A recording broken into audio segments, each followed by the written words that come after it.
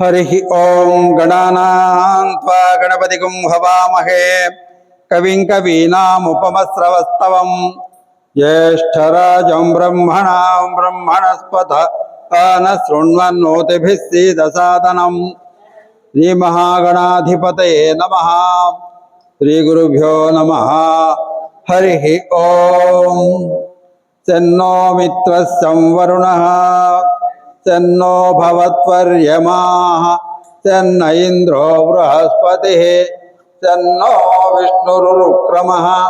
नमो ब्रह्मणे नमस्ते वायो त्वमेव प्रत्यक्षं ब्रह्मासि त्वमेव प्रत्यक्षं ब्रह्म वदिष्यामि ऋतं वदिष्यामि सत्यं वदिष्यामि तन्मामवतु तद्भक्तारमवतु अवतु माम् अवतु भक्तारम्।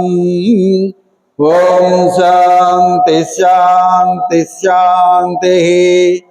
भद्रं कर्णेभिः शृणुयाम देवाः भद्रं पश्येमाक्षभिर्यजत्राः स्थिरैरङ्गैः सुष्ठुवागुंसस्तनूभिः व्यसेम देवहितं यदायुः। स्वस्ति न इंद्रो वृद्धस्रवाः स्वस्ति न पूषा विश्ववेदाः स्वस्ति नर्ताक्षो अरिष्टनेमिः स्वस्ति नो बृहस्पतिर्दधातु। ओम शांति शांति शांतिः। सहनाववतु सहनौ भुनक्तु सह वीर्यं करवावहै तेजस्विनावधीतमस्तु मा विद्विषावहै। ओम शांति शांति शांति। महाजनलारा కోవూరు పట్టణంలో శ్రీ పంచాక్షరి బ్రాహ్మణ సేవా సంఘం వారి యొక్క ఆధ్వర్యంలో జాగృతి బ్రాహ్మణ జాగృతి సంక్షేమ సంఘం వారి యొక్క నిర్వహణలో సంస్థ గత దాదాపు 10 సంవత్సరాలుగా అనేకములైనటువంటి మన విప్రులకు హితమైనటువంటి కార్యక్రమాలు ఎన్నో చేస్తున్నారు. అందులో భాగంగా ప్రతి సంవత్సరం కూడా ఈతను నూతన సంవత్సరంలో ప్రారంభ రోజున ఒక మంచి కార్యక్రమాన్ని ఏర్పాటు చేస్తున్నారు. అందులో భాగంగా ఆ సంవత్సరం ఆ కార్యక్రమంలో ఉగాది పురస్కారాలు అనేటువంటి పురస్కారములను కూడా నిర్వహిస్తున్నారు. గత సంవత్సరం అంతకుముందు సంవత్సరం కూడా ఇచ్చారు. అదే క్రమంలో ఈ సంవత్సరం కూడా ఒక 2 ఉగాది పురస్కారములకు ఎంపిక చేసి వారికి ఈ సంస్థ పక్షాన పురస్కారములు అందజేశానికి ఇస్తున్నారు. మరి సంస్థ ఒకటి నిర్వహించాలంటే ఎంత శ్రమ ఉంటుందో మనకందరికీ తెలియనటువంటి కాదు. అయినప్పటికీ కూడా అంత శ్రమను కూడా ఓర్చి ఇంతమంది బ్రాహ్మణ్యాన్ని అంతా కూడా ఒక వేదిక మీద తీసుకొచ్చేదాని కొరకు ఈ యొక్క సంఘానికి ఉన్నటువంటి అధ్యక్షులు, ప్రధాన కార్యదర్శి, కార్యవర్గ సభ్యులందరూ కూడా నిత్యం అహర్నిశలు కూడా కృషి చేస్తూ అందరినీ కూడా బ్రాహ్మణులను ఒక తాటి మీద నడిపించేదానికి అందరూ ప్రయత్నం చేస్తున్నారు. అభినందనీయం. అందులో భాగంగా ఈరోజు మనం ఈ సమయంలో పంచాంగ శ్రవణం అంటే ఉగాది అనేటువంటి సంవత్సరాది ప్రారంభ రోజున ప్రతి ఒక్కరు కూడా ఉదయాన్నే పంచాంగ పూజ చేసుకోవడం, ఆ వేపచేదు అనేటువంటి నిమ్మకుసుమ ప్రసాదం అనేటువంటిది స్వీకరించడం, ఆ తర్వాత మనకు ఉండేటువంటి కార్యకలాపాలన్నీ కూడా చేసుకుంటూ ఉండడం, సాయంకాలం పూట సాధారణంగా పంచాంగ శ్రవణాన్ని ఏర్పాటు చేయడం మనకు ఆనవాయితీగా అనూచానంగా వస్తున్నటువంటి ఆచారం ఇది. ఈ ఆచారాన్ని మనం పోగొట్టుకోకూడదు.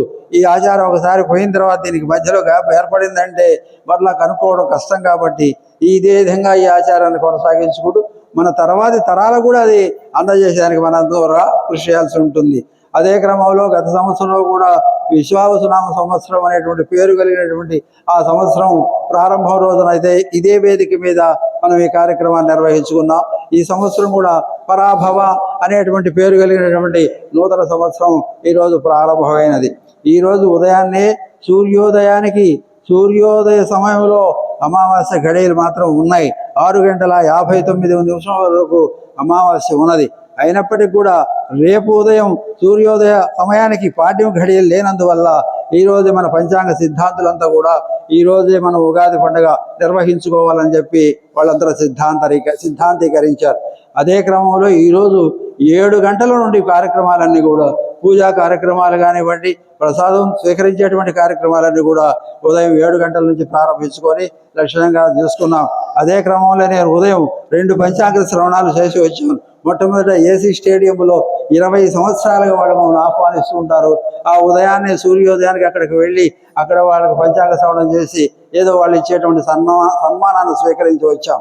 ఆ తర్వాత 10:30 గంటలకు మన జిల్లా కలెక్టర్ వారి యొక్క ఆధ్వర్యంలో జరిగేటువంటి ఆ పంచాంగ శ్రవణ కార్యక్రమాన్ని కూడా గత 3 సంవత్సరాలుగా నన్ను ఆహ్వానిస్తున్నారు. నేనే అక్కడికి వెళ్తున్నాను. నిజంగా చెప్పాలంటే కలెక్టర్ గారు, జాయింట్ కలెక్టర్ గారు చాలా శ్రద్ధగా విన్నారు. ఆ పంచాంగ శ్రవణం అనేటువంటిది దాని యొక్క ఫలితం అనేటువంటిది అని చెప్తూ ఉంటే అంత అత్యంత శ్రద్ధాసక్తుల్లో విన్నారు. వారు గౌరవించారు. మధ్యాహ్నం లోపల 2 అయినాయి. మధ్యాహ్నం నుంచి సాయంకాలంగా ఇక 2 కార్యక్రమాలు ఉన్నాయి. వీరి కార్యక్రమం అయిన తర్వాత 8 గంటలకు పినాకి లయన్స్ క్లబ్ అనేటువంటి వాళ్ళు కూడా ఈరోజు తప్పనిసరిగా మీరు రావాలన్నారు. ఖచ్చితంగా 8 గంటలు నేను అక్కడికి వెళ్ళవలసి ఉంది. కాబట్టి ఈరోజు ఈ కార్యక్రమాన్ని ఇక్కడ మనం పాల్గొంటాం. మరి పంచాంగం అంటే మనకు అందరికీ తెలిసినటువంటి, అందులో మనకు తెలియకపోవడం ఏంటి? మన అంతా ఉండే సంఘం అంతా కూడా బ్రాహ్మణ సంఘమే కాబట్టి ప్రతి ఒక్కరూ పంచాంగం చూడనటువంటి వాళ్ళు ఉండరు. కాబట్టి 5 అంశములతో కూడుకున్నటువంటి పంచాంగం: తిథి, వారం, నక్షత్రం, యోగం, కరణం. మనకి తిథులు 15 ఉన్నాయి. పాడ్యం, విధియ, తదియ, పౌర్ణమి, అమావాస్య ఉన్నది. నక్షత్రాలు 27 ఉన్నాయి. 27 నక్షత్రాలు అశ్విని, భరణి, కృతిక, రోహిణి, మృగశిర, ఆరుద్ర, పునర్వసరి. అదేవిధంగా రాసులు 12 ఉన్నాయి. 12 రాసులు ఉన్నాయి: మేషం, వృషభం, మిథునం, కటకం, సింహం, కన్యా, తుల, వృశ్చికం, ధనుస్సు, మకరం, కుంభం, మీనం అని. ఈ విధంగా సూర్యుని యొక్క భ్రమణాన్ని అనుసరించి మనకి ఈ సంవత్సరాలు ఏర్పడుతున్నాయి, ఈ కాలాలు ఏర్పడుతున్నాయి, ఈ రోజులు ఏర్పడుతున్నాయి, ఈ పగలు ఈ రాత్రి ఏర్పడుతున్నాయి. కాబట్టి ఈ కాలం అనేటువంటిది అనంతమైనటువంటి కాలం. ఈ కాలానికి ఆది, మధ్య, అంతము లేనటువంటి కాలం. ఇది ఎప్పుడు ప్రారంభమైనదో, ఎప్పుడు దీనికి మధ్యో, ఎప్పుడు చివరో ఎవరిది.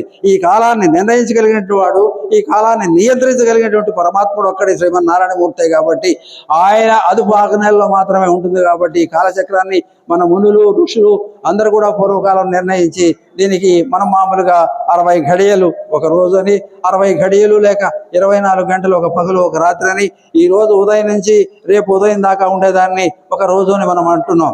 అందుకని ప్రారంభం రోజున ఎప్పుడు కూడా మనకు ఉగాది సంవత్సరాది అనేటువంటి ప్రారంభమయ్యారంటే ఉదయకాలంలో, ఆ ప్రభాత కాలంలో, ఆ ఉషోదయ కాలంలో ప్రారంభించుకుంటున్నాం. అదే అర్ధరాత్రి వేళ కేరింతలు కొడుతూ మందు తాగుతూ చేసుకునేటువంటి అది కాదన్నమాట. జనవరి 1వ తేదీ చేసుకుంటున్నారంటే దానికి ఏమన్నా ఉన్నదా? దానికి ఏమైనా అలంకారం ఉన్నదా? దానికి ఏమైనా ప్రతిపత్తి ఏమైనా ఉన్నదా అంటే ఒకసారి మనం గుర్తించుకోవాలి. అందువల్ల మనకుండేటువంటి మన సంస్కృతి, మన సంప్రదాయాలు మనం కాపాడుకోవాలి. కాబట్టి ఇప్పుడు కాలంలో మార్పు వచ్చినది. చాలా మంది ప్రజలు కూడా, మన వాళ్ళు కూడా మన ఉగాది పండుగ జరుపుకోవాలనే ఉద్దేశం చేత అందరూ కూడా ఈ కార్యక్రమాన్ని మొదలుపెట్టి చేసుకుంటున్నారు, పంచాంగ శ్రవణాలు చేయిస్తున్నారు. అలాంటి సంస్కృతి మనకు రావాలి. అందువల్ల ఈ పంచాంగం అనేటువంటి 5 అంశంతో కూడుతుంది. కాబట్టి ఆ పంచాంగం ఉండేటువంటి ఈ పరాభవనామ సంవత్సరం అనేటువంటి సంవత్సరం పేరులో మాత్రం పరాభవ అనేటువంటిది ఒక ఏదో అవమానకరము అనేటువంటి అర్థాన్ని ఇచ్చేట్టుగా ఉంటుంది. పేరులో ఏం లేదు. ఉంటే ఇంటి పేరు కస్తూరి వారు, ఇంట్లో గబ్బిలాయి మూతలు అంటుంటారు కదా, ఆ విధంగా దానికి దీనికి సంబంధం ఉండదు. వైరల్ వస్తూ ఉంటాయి, ఏదో నామాలు వస్తూ ఉంటాయి. ఒకసారి రాక్షస అంటాం, రాక్షసనామ సంవత్సరం అంతా రాక్షసులుగా మారుతారా? మారు. ఎప్పుడైనా కాలం అనేది ఒకటే. కాబట్టి అదేవిధంగా జరుగుతుంది. ఈ సంవత్సరం కూడా విశ్వావసనామ సంవత్సరం లాగానే పరాభవనామ సంవత్సరం కూడా రాగానే అన్ని కూడా గ్రహస్థితి కూడా బాగున్నది. కాబట్టి అన్ని గ్రహాలు అనుకూలంగా ఉన్నాయి. కాబట్టి ఈ సంవత్సరం కూడా పోయిన సంవత్సరానికన్నా కూడా అధికంగానే ఉండగలదని చెప్పి సిద్ధాంతీకరించి ఉన్నారు. దీనికి కారణం ఎవరంటే మనకు ఉండేటువంటి నవనాయకుల యొక్క ఫలితాలు ఉంటుంది.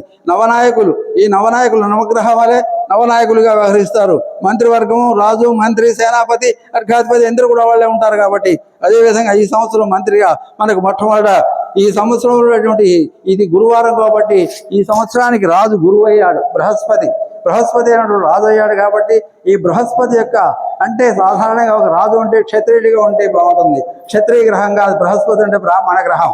అయినప్పటికీ కూడా బృహస్పతి అనేటువంటి మంచి తెలివితేటలు, మంచి మేధాశక్తి ఉన్నది. కాబట్టి ఆయన యొక్క నేతృత్వంలో, ఆయన యొక్క రాసరికంలో, ఆయన దగ్గర కింద పనిచేసేటువంటి మంత్రులు కానివ్వండి, సేనాపతులు కానివ్వండి, అర్ఘాపతులు కానీ, రసాధిపతులు కానీ, నీరసాధిపతులు కానీ ఎవరైనా సరే ఆయన అనుగుణంగా ప్రవర్తించవలసిందే కానీ ఆయన్ని మించిపోయేదానికి అవకాశం లేదు. కాబట్టి ఆయన రాజరికంలో బృహస్పతి యొక్క రాచరికంలో దేశమంతా కూడా సుభిక్షంగా ఉండగలదనేటువంటిది కూడా మనం తెలియజేస్తున్నారు. ఇకపోతే మంత్రి రాజు తర్వాత చెప్పుకోవాల్సిన వాడు ఎవరు అంటే మంత్రి. మంత్రి అనేటువంటి వాడు అంగారకుడు. అంగారకుడు అంటేనే కొంచెం భయం. అంగారకుడు అంటేనే అగ్ని. అగ్ని అంటేనే యుద్ధాలు, అగ్ని భయాలు, జ్వర భయాలు ఇవన్నీ కూడా మనకు ఒక మనసులో తగులుతుంటాయి.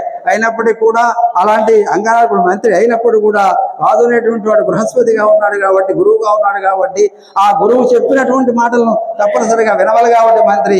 అందువల్ల గురువు యొక్క నియంత్రణలో ఉంటాడు కాబట్టి మంత్రిత్వం అనేటువంటిది.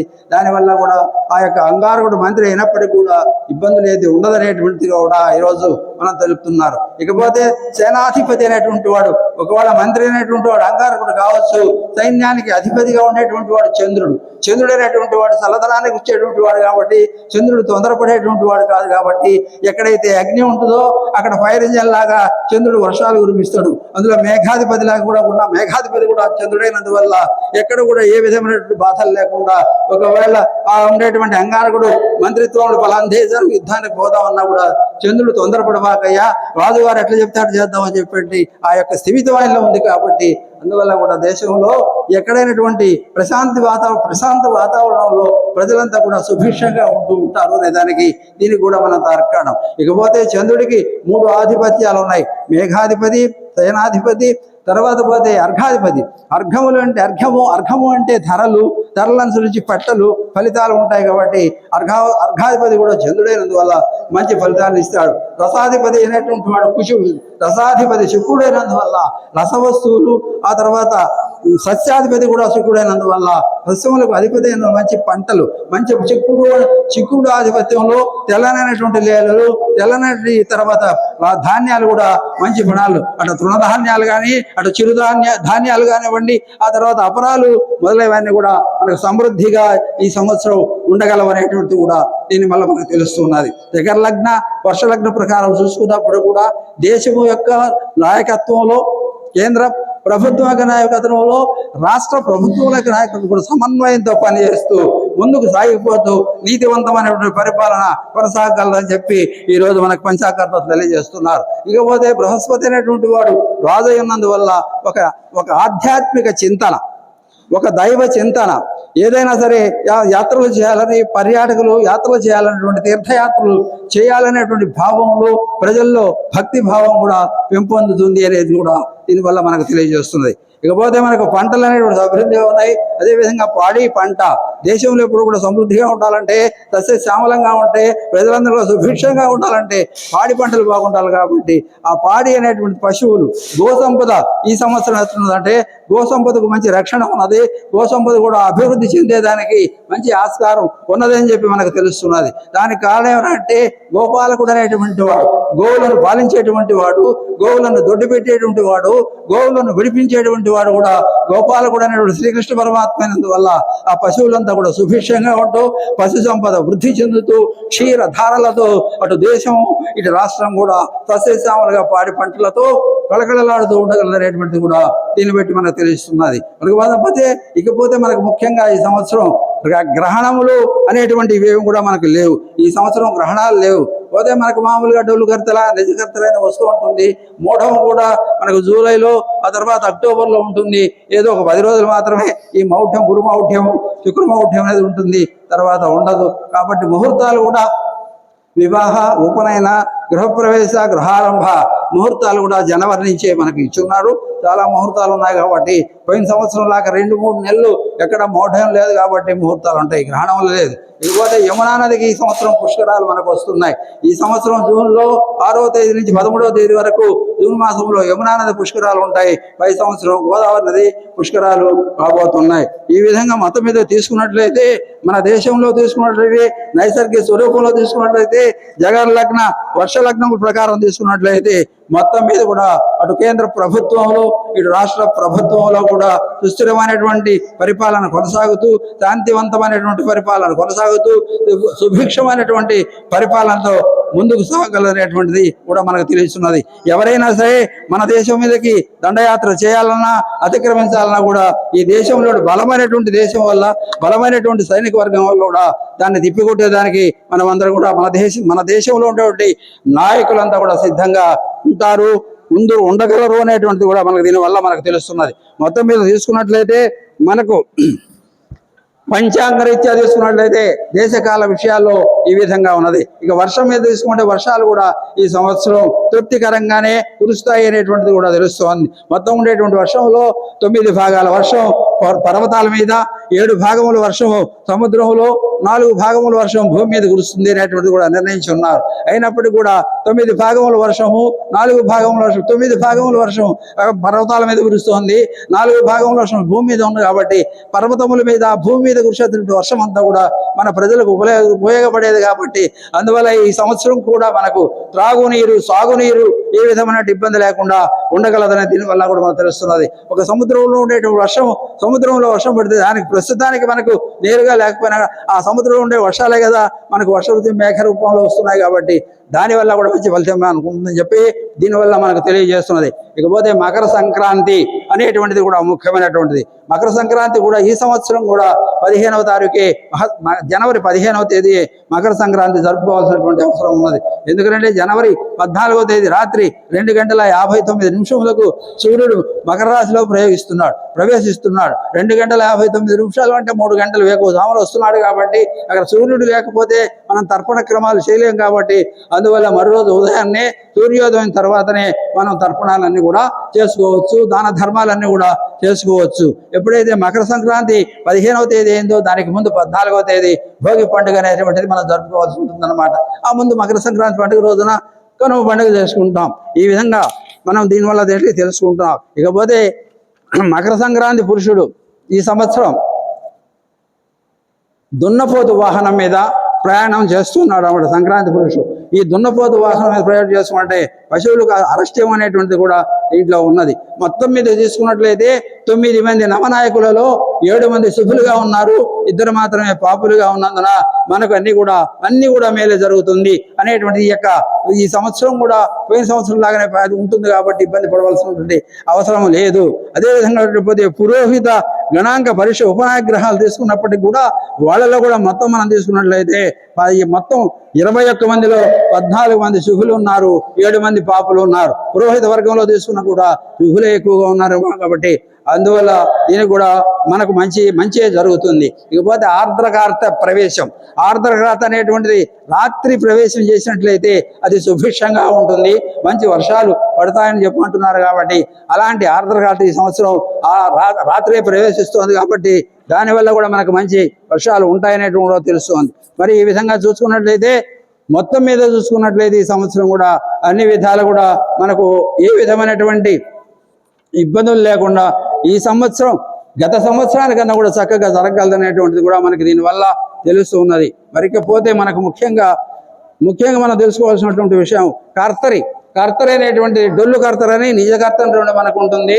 డొల్లు కర్తరి అనేటువంటి 4/5 అంటే మే నెల 4వ తేదీ నుండి అంటే 2026 వైశాఖపు హోళ తదియ సోమవారం రాత్రి 1:12 డొల్లు కర్తరి ప్రారంభమవుతుంది. 11/5/26 వైశాఖ బహుళ దశమి సోమవారం రాత్రి 11:30 నిజ కర్తరి ప్రారంభమవుతుంది. నిజ కర్తరి ప్రారంభమైన తర్వాత ఈ నిజ కర్తరి 29/5 మే నెల 29వ తేదీ 2026 సంవత్సరం అధిక జ్యేష్ఠ శుద్ధ త్రయోదశి శుక్రవారం ఉదయం 8:18 కర్తరి త్యాగం జరుగుతుంది. కర్తరిలో ముఖ్యంగా వృత్తు దారు శిలాకర్మాణి వర్జనీయాని అన్నారు. అందువల్ల మట్టి పనులు, కొయ్య పనులు, శిల్పాలు, రాతి పనులు మాత్రం ఈ కర్తరి కాలంలో చేయరు. కాబట్టి దాన్ని విసర్జించవలసిందని చెప్పడం జరిగింది. ఇకపోతే మనకి ఈ సంవత్సరం ఆ జ్యేష్ఠ మాసం అధిక మాసంగా వస్తున్నది. అధిక జ్యేష్టం అంటే 13 నెలలు ఈ సంవత్సరం వస్తాయి. ఆ జ్యేష్ఠ మాసం అధిక మాసం తర్వాత నిజ జ్యేష్టం ప్రారంభం అవుతుంది. ఈ విధంగా మనకు ఉండేటువంటి నవనాయకుల యొక్క ఫలితాలన్నీ కూడా మనకు అనుకూలంగా ఉన్నాయి. అనుకూలమైనటువంటి ఫలితములతో భగవంతుడి యొక్క కృపతో, శ్రీనివాసుని యొక్క దయతో మనమందరం కూడా లక్షణంగా ఈ సంవత్సరం కూడా ముందుకు వెళ్ళొచ్చు, మంచి ప్రయత్నాలు చేయవచ్చు. ఇకపోతే మనకు ముఖ్యంగా తెలుసుకోవాల్సింది ఏంటంటే కందాయ ఫలాలు చూసుకుంటుంటాం. ఆదాయ వ్యయాలు అనేటువంటి ఎవరి నక్షత్రానికి ఎవరి రాశికి ఎంత ఆదాయం ఎంత వ్యయం అనేటువంటి సాధారణంగా మనం తెలుసుకుంటుంటాం. మన జన్మ నక్షత్రం అన్నీ కూడా మనకు తెలిసి ఉంటుంది కాబట్టి దాన్ని బట్టి మన కందాయ ఫలాలు ఈరోజు చూసుకోవచ్చు. ఏంటంటే ఈ కందాయ ఫలములు అనేటువంటి 3 ఉంటాయి, 3 అంకెలు ఉంటాయి. ఒక్కొక్క అంకె 4 మాసాలకు దీనికి ఫలితం ఉంటుంది. ఆ విధంగా 3, 4, 12 నెలలకు 12 మాసములకు ఇది వస్తుంది. కాబట్టి ఎప్పుడు కూడా మూడు కందాయాలలో కూడా 3 అంకెలు ఉన్నట్లయితే వాళ్ళు ముక్కందాయం అంటారు. ఆ సంవత్సరం అంతా కూడా వాళ్ళకి మంచి ఫలితాలు ఉంటాయని. మధ్య ఆది శూన్యే మహావ్యాధి, మొదటి కందాయంలో 0 ఉన్నట్లయితే మహావ్యాధి, మధ్య శూన్యే మనోవ్యధ, అంత్యశూన్యే ధన లాభం లేకుండా పోతుంది, త్రిశూన్యే నిష్ఫలం భవేత్. 3 0 ఉన్నట్లయితే ఫలితం ఉండలేదు. కాబట్టి దాన్ని బట్టి మీ నక్షత్రాలు ఏదై ఉంటాయో మీకు గుర్తుపెట్టుకోండి. ఏ నక్షత్రానికి ఈ సంవత్సరం 3 కందాయాలు ముక్కందాయం ఉన్నాయా, 1 0 ఉన్నదా, 2 0 ఉన్నదా, 3 0 ఉన్నదా అనేటువంటిది మీరు దాన్ని అంచనా వేసుకొని బేరీజు వేసుకొని దానిని బట్టి మీ యొక్క రహస్యం యొక్క కందాయ ఫలాలు మీరు తెలుసుకోగలరు. ఇక్కడ పోతే ఎత్తుకున్నట్లయితే అశ్విని నక్షత్రానికి మొదటి కందాయం 4, రెండవ కందాయం 2, మూడవ కందాయం 4, వీళ్ళకి ముక్కందాయం. భరణి నక్షత్రానికి మొదటి కందాయం 7, రెండవ కందాయం 0, మూడవ కందాయం 2. కృతికా నక్షత్రానికి మొదటి 2, 1, 0 వరుసగా చెప్తూ పోతుంటా. రోహిణి 5, 2, 3, మృగశిర 0, 0, 1. వీళ్ళకి మొదటి కందాయం 0, రెండవ కందాయం 0, మూడవ కందాయంలో మాత్రం 1. కాబట్టి 2 కందాయాల్లో ఫలితం తక్కువగా ఉంటుంది కాబట్టి మూడవ కందాయంలో ఫలితం వస్తుంది. 0, 0, 1. ఆరుద్ర 3, 1, 4, పునర్వసు 6, 2, 2, పుష్యమి 2, 0, 0, ఆశ్లేష 4, 1, 3, మఖ 7, 2, 1, ఉబ్బ 2, 0, 4, ఉత్తర 5, 1, 2, హస్త 0, 2, 0, చిత్త 2, 0, 3, స్వాతి 6, 1, 1 వీళ్ళకి ముక్కందాయం. విశాఖ 1, 2, 4 వీళ్ళకి కూడా ముక్కందాయం. అనురాధ 4, 0, 2, జ్యేష్ఠ 7, 1, 0, మూల 2, 2, 3, పూర్వాషాఢ 5, 0, 1, ఉత్తరాషాఢ 0, 1, 4, శ్రవణం 3, 2, 2, ధనిష్ట 6, 0, 0, శతవిషం 1, 1, 3, పూర్వాభాద్ర 4, 2, 1, ఉత్తరాభాద్ర 7, 0, 4, రేవతి 2, 1, 2. ఈ విధంగా తర్వాత ఈ విధంగా ఉన్నది కాబట్టి ఆ బట్టి మీరు యొక్క అంచనాలు వేసుకోవచ్చు. ఇకపోతే ఆదాయ వ్యయములు కూడా ఈ సంవత్సరం ఎట్లా ఉంటాయో చూడండి. మీ రాశులు మీకు గుర్తుంటాయి కాబట్టి నక్షత్రాన్ని అనుసరించి మీకు రాశులు గుర్తుంటాయి కాబట్టి మేషరాశి వాళ్లకు 11 ఆదాయం, 5 వ్యయం. వీళ్ళు మంచి ధన ధ్రువంలో ఉంటారు, ప్లస్ లో ఉంటారు. వృషభ రాశి వాళ్లకు 5 ఆదాయం, 14 వ్యయం. వీళ్ళు రుణ ధ్రువంలో ఉంటారు, మైనస్ లో ఉంటారు. మిథునం వాళ్లకు 8 ఆదాయం, 11 వ్యయం. వీళ్ళు కూడా మైనస్ పాయింట్. కర్కాటక రాశి వారికి 2 ఆదాయం, 11 వ్యయం, బాగా ఖర్చు ఎక్కువ వీళ్ళకు. సింహరాశి వాళ్లకు 5 ఆదాయం, 5 వ్యయం సమానంగా ఉంటుంది. కన్యారాశి వాళ్లకు 8 ఆదాయం, 11 వ్యయం. తులారాశి వాళ్లకు 5 ఆదాయం, 14 వ్యయం. వృశ్చిక రాశి వాళ్లకు 11 ఆదాయం, 5 వ్యయం. ధనుసు రాశి వాళ్లకు 14 ఆదాయం, 11 వ్యయం. మకర రాశి వాళ్లకు 2 ఆదాయం, 8 వ్యయం. కుంభరాశి వాళ్లకు 2 ఆదాయం, 8 వ్యయం. మీనరాశి వాళ్లకు 14 ఆదాయం, 11 వ్యయం. ఇకపోతే రాజపూజ్య అవమానాలు ఎంతమంది పూజిస్తారు, ఎంతమంది అవమానిస్తారు అనేది కూడా ఈ రాశులను అనుసరించి మనం చెప్పుకోవచ్చు. మేషరాశిలో జన్మించిన వారికి 2 చేత పూజింపబడితే 4 చేత అవమానింపబడతారు. వృషభ రాశి వారు 5 మంది చేత పూజింపబడితే 4 చేత అవమానింపబడతారు. మిథున రాశి వాళ్ళు 1 చేత పూజింపబడితే 7 చేత అవమానింపబడతారు. కర్కాటక రాశి వాళ్ళు 4 చేత పూజింపబడితే 7 చేత అవమానింపబడతారు. సింహరాశి వాళ్ళు 7 చేత పూజింపబడితే 7 చేత అవమానింపబడతారు. కన్యారాశి వాళ్ళు 3 చేత పూజింపబడితే 3 చేత అవమానింపబడతారు. తులారాశి వాళ్ళు 6 చేత పూజింపబడితే 3 చేత అవమానింపబడతారు. వృశ్చిక రాశి వాళ్ళు 2 చేత పూజింపబడితే 6 చేత అవమానింపబడతారు. ధనుసు రాశి వాళ్ళు 5 చేత పూజింపబడితే 6 చేత అవమానింపబడతారు. మకర రాశి వాళ్ళు 1 చేత పూజింపబడితే 2 చేత అవమానింపబడతారు. కుంభరాశి వాళ్ళు 4 చేత పూజింపబడితే 2 చేత అవమానింపబడతారు. మీనరాశి వాళ్ళు 7 చేత పూజింపబడితే 2 చేత అవమానింపబడతారు. ఈ విధంగా రాజపూజ అవమానములు అనేటువంటివి కూడా ఉన్నాయి. ఈ విధంగా తీసుకున్నట్లేకపోతే ముఖ్యంగా మనకు ఈ సంవత్సరం ఏళ్ళని కుంభరాశి వాళ్ళకు, మీనరాశి వాళ్ళకు, మేషరాశి వాళ్ళకు ఉంటుంది. మీనరాశి వాళ్ళకు జన్మలో శనీశ్వరుడు ఉంటాడు, కుంభరాశి వాళ్ళకు ద్వితీయంలో ఉంటాడు, మరి మేషరాశి వాళ్ళకు ద్వాదశంలో ఉంటాడు. కాబట్టి ఇప్పుడు మీనరాశి వాళ్లకు 2.5 సంవత్సరాలు దాటిపోతోంది. అందువల్ల 2.5 సంవత్సరంలో ఉంటూ ఉన్నారు. వాళ్ళు కూడా ఈ 3 రాశి వాళ్ళు కూడా శనీశ్వరుడికి సంబంధించినటువంటి ఏదైనా పూజలు లేకపోతే జపములు దానములు ఇవన్నీ కూడా జరుపుకోవడం ఉత్తమంగా ఉంటుంది. కాబట్టి ఇక వారి వారి రాశి యొక్క ఫలితాలు ఆయా రాశుల్లో ఉండేటువంటి గోచార రీత్యా ఉండేటువంటి ఫలితాలు వలసి తెలుసుకోవాలని కోరుకుంటూ మరి అవకాశం, ఎందుకంటే పంచాంగ శ్రవణం దేనికి చేస్తున్నామంటే అది కూడా దీనివల్ల ఫలితం ఎవరంటే శ్రీ కళ్యాణ గుణావహం రిపుహరం దుస్వప్న దోషాపహం గంగా స్నాన విశేష పుణ్య ఫలదం గోదాన తుల్యంద్రుణాం ఆయుర్వృద్ధిదముత్తమం శుభకరం సంతాన సంపత్ప్రదం నానా కర్మ సుసాధనం సముచితం పంచాంగమాకర్ణ్యతాం. పంచాంగ శ్రవణం వల్ల, పంచాంగం చెప్తూ ఉంటే వినేదాని వల్ల ఎన్ని లాభాలో ఈ యొక్క శ్లోకం మనకు చెప్తోంది. శ్రీ కళ్యాణ గుణావహం. ఈ పంచాంగ శ్రవణం చేసినట్లయితే మంగళకరమైనటువంటి మంచి వార్తలు మనం వింటూ ఉంటాం. రిపుహరం, శత్రువులు జయిస్తుంది. మన శత్రువులు మనలోనే ఉన్నారు. 6 మంది శత్రువులు ఉన్నారు. క్రోధ లోభ మోహ మద మాత్సర్యాలు కూడా మనం జయించగలుగుతాం. దుస్వప్న దోషాపహం, చెడ్డ కళలు ఏదైనా మనకు వచ్చినట్లయితే ఆ దోషములను కూడా పోగొడుతుంది పంచాంగ శ్రవణం అనేటువంటి. గంగా స్నాన విశేష పుణ్య ఫలతం. గంగలో స్నానం చేసినట్లయితే ఎంతటి ఫలితం అయితే ఉంటుందో అంత ఫలితం ఇస్తుంది ఒక్క పంచాంగ శ్రవణం మనం చేసినట్లయితే.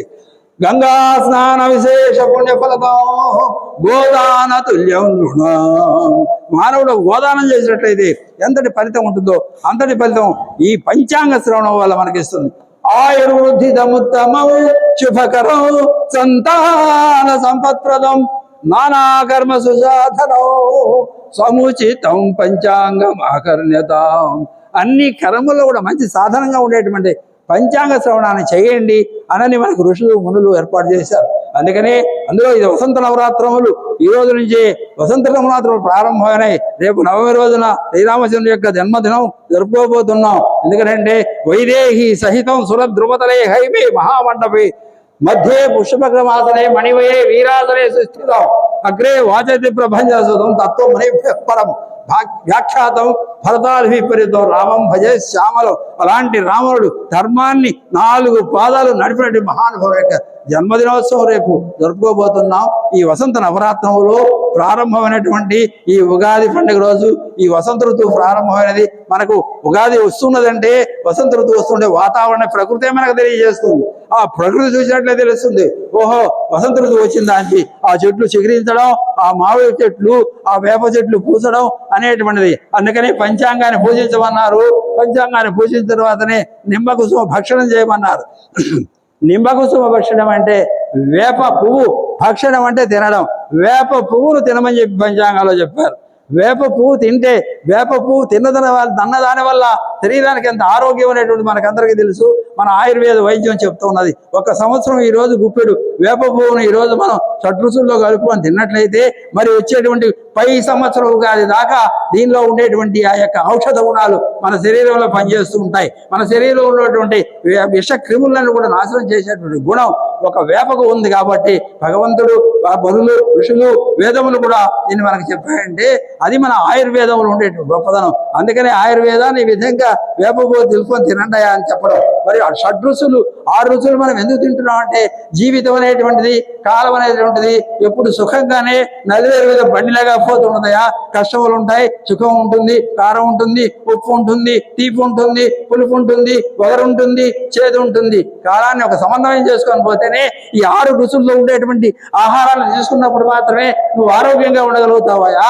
అందువల్ల తీపే కావాలంటే షుగర్ వచ్చి పడతావు, కారమే తింటే బీపీ పడిపోతావు. కాబట్టి అన్ని సమానంగా తీసుకొని చెప్పడమే మన పంచాంగ లక్షణం. కాబట్టి ఇన్ని విషయాలు మనకు దీంట్లో ఉన్నాయి. కాబట్టి అందుకని ఎంతో కష్టపడి 2 సంవత్సరాలుగా మనకు విదేశంలో అమెరికాలో ఉండేటువంటి మన బ్రాహ్మణ కుటుంబం భాగవతులు వాళ్ళు ఏదైనా ఇవ్వండి, ఏదైనా చేయండి, మీరు కార్యక్రమాలు చేస్తున్నారంటే వెంటనే అమ్మా అందరికీ పంచాంగాలు ఇస్తాం, మన సంస్కృతి, మన సంప్రదాయాలు, మన భాష, మన పద్ధతులు తెలుసుకునేదానికి అవకాశం ఉంటుందమ్మా అని చెప్పండి తప్పనిసరిగా. అంటే పోయిన సంవత్సరం 150 పంచాంగాలు తీసుకువచ్చి అందరికి ఇవ్వడం జరిగింది. ఈ సంవత్సరం కూడా దాదాపు 100 పంచాంగాలు దొరకలేదన్నమాట. ఎంతో దూరం మన ప్రసాదరావు గారు కూడా వచ్చారు. తిరిగి 5 స్టాళ్లలో తిరిగి మొత్తం మీద కూడా పట్టుకొచ్చి అక్కడే కాకుండా ఇక్కడ ఉండేటువంటి టీటీడీలో కూడా కొన్ని పంచాంగాలు తెస్తే మా తిరుపతిలో ఫోన్ చేస్తే అక్కడ పనిచేసినటువంటి రిటైర్డ్ ఒక ఇంజనీరు తెలుసుకొని నాకు మళ్ళీ ఇంకొక 10 పంచాంగాలు ఆయన కొరియర్ ద్వారా పంపిస్తే మొత్తం పంచాంగాలు అందరికీ పంచడం జరిగింది.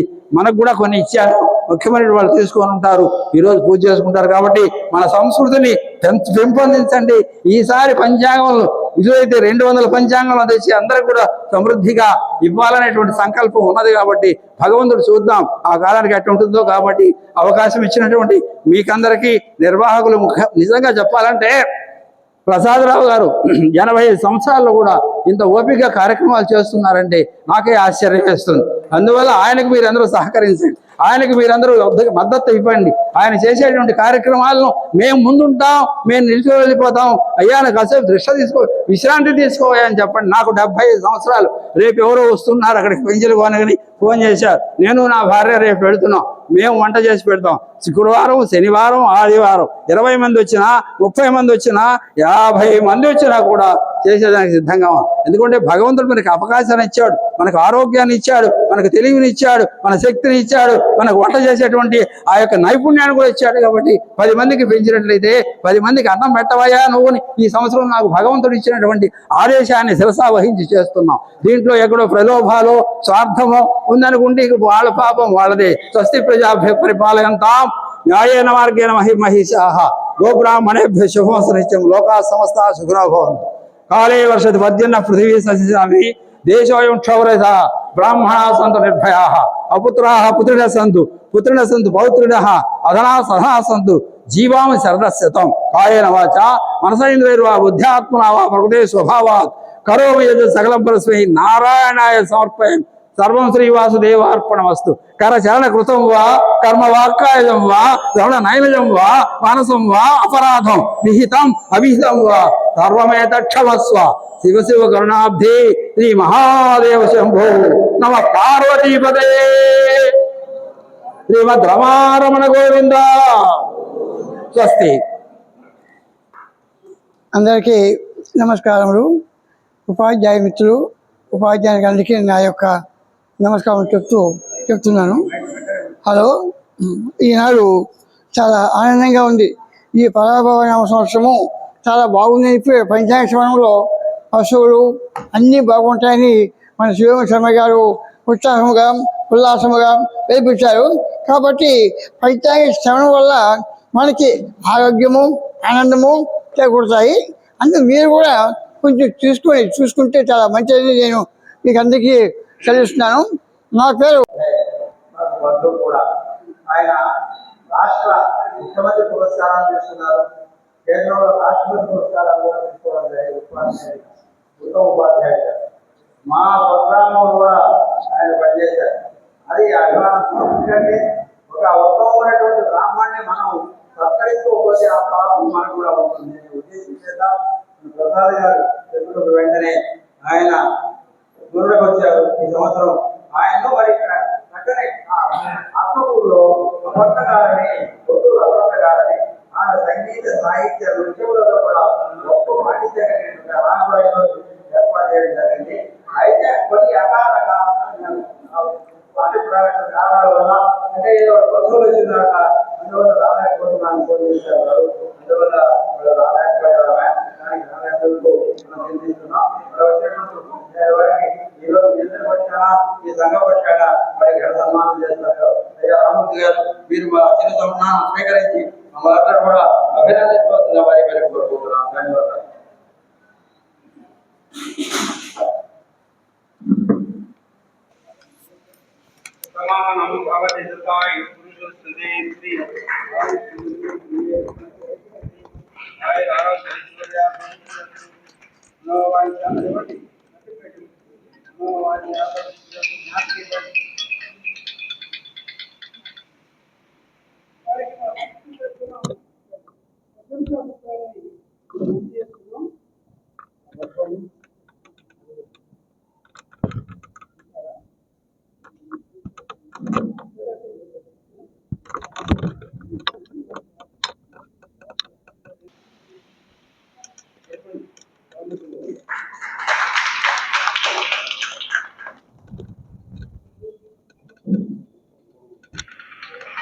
ఇది నేనే తీసుకోవడం బాగుంటుందని చెప్పి ప్రసాద్ గారు ఎందుకు ఈ వచ్చేది కూరగాయలు ముక్కలు ఇస్తారు ఆ ముక్కలు ఎక్కడ పెట్టుకుంటే లక్ష్మీ దేవుడి దగ్గర పెట్టుకుంటే మంచి విలువైన సలహా ఇస్తామని ఏమంటున్నారు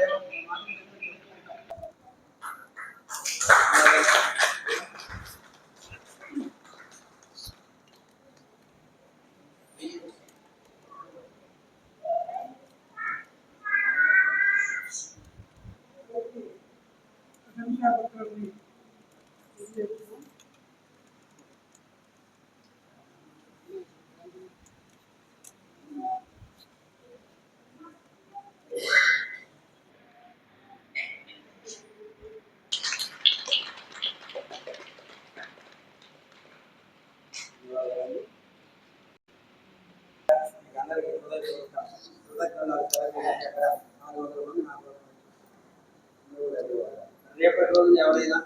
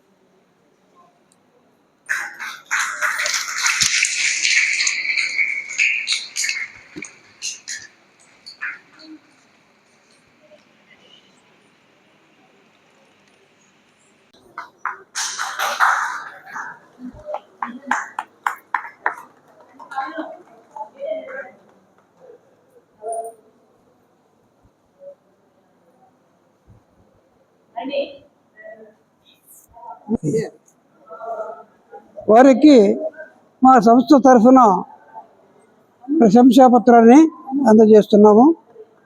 పెట్టుకోమ్మా.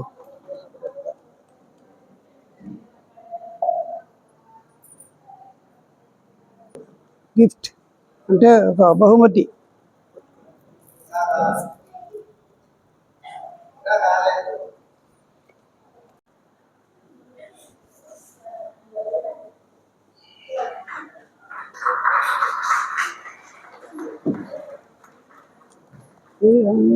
అమ్మ రమ్ము పట్టుకోండి పట్టుకోండి సార్, పట్టుకోండి ఒకరు.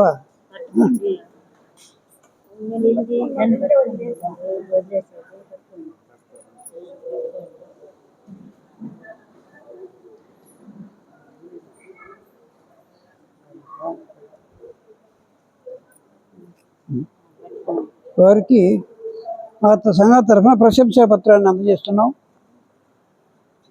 అంతే అంతే అట్నే పెట్టుకోమ్మా.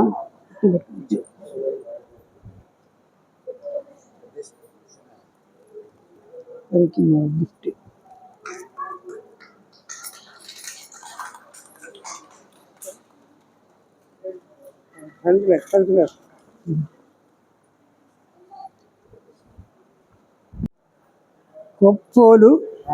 కొప్పోలు విఎస్ఎస్ ప్రసాద్ గారు.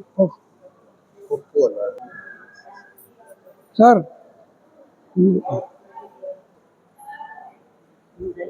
ఉన్నాడు, వాళ్ళు చేసుకుని సన్మానం చేసుకుంటారు. కానీ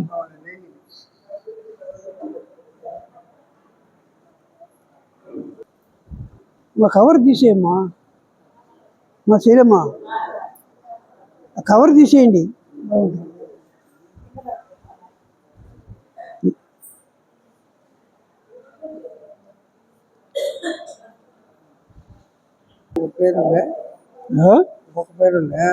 ఇదే కదా? అదే అదే.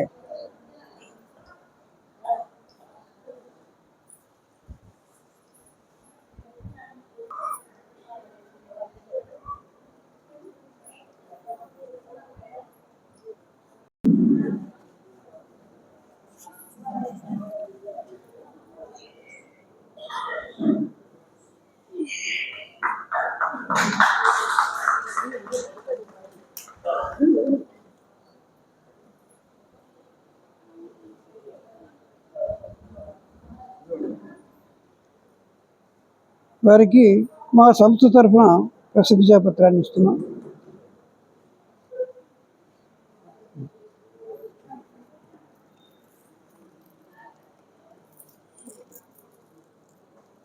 పెట్టుకోమ్మా.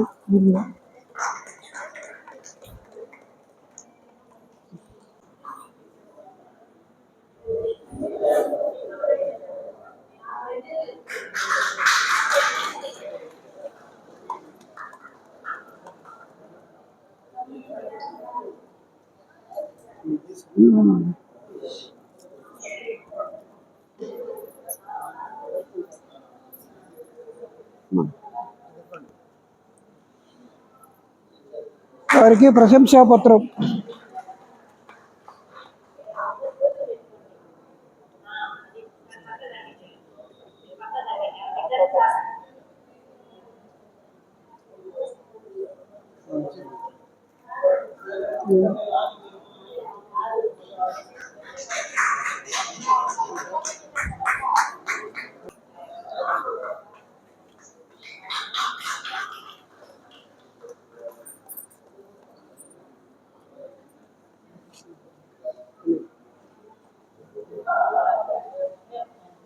దీని ప్రశంసా పత్రం.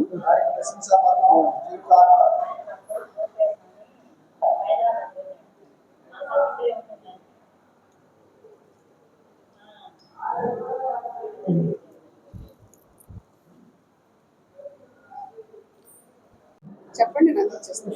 సార్, కురిచేటి పద్మావతి. కురిచేటి పద్మావతి.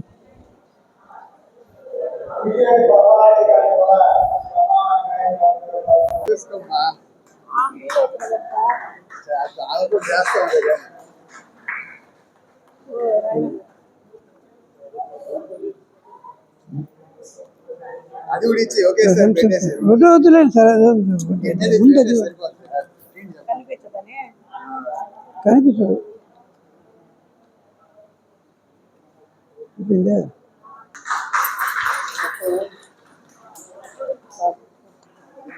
బాగా పట్టుకుంటుంది. అది మడత మడత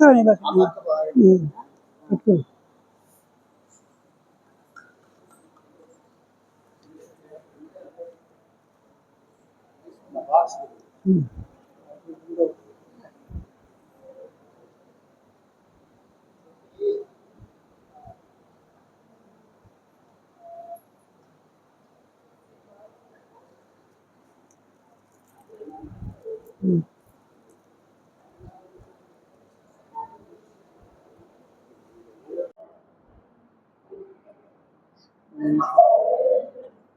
ప్రశంసా పత్రం.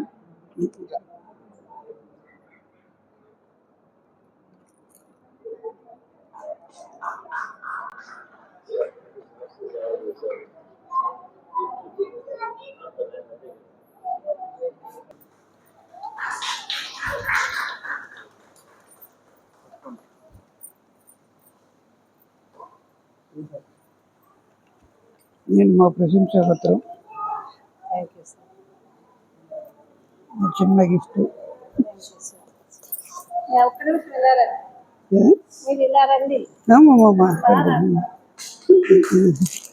దీర్ఘాయుష్మాన్ భవ.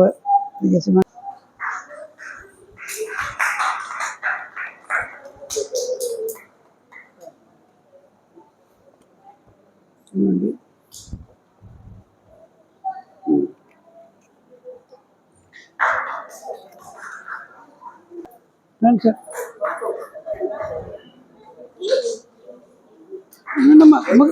మకానికి సార్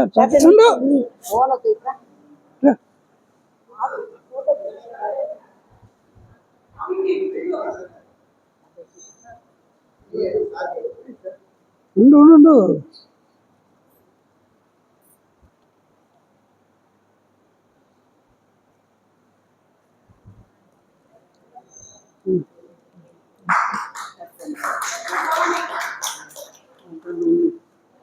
ఆ?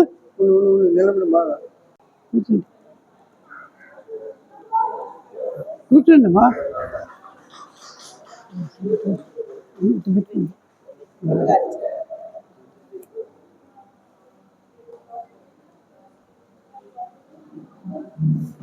కూర్చో కూర్చో కూర్చో. అరే మరి తొందరపడుతున్నావే.